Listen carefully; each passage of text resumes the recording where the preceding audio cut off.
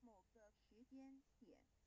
这些能量分成许多有知觉的能量与无知觉的能量，从而由你分为二，就对理斯瓦米维达帕若提的罗果瑜伽约翰一书第4章第13节，神将他的灵赐给我们，从此就知道我们是住在他里面，他也住在我们里面。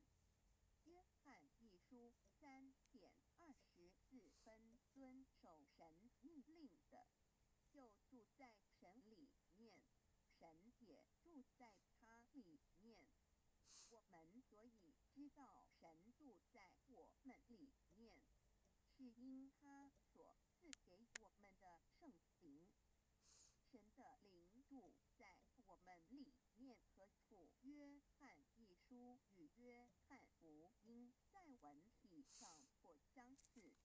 因此可能是来自于同一个作者。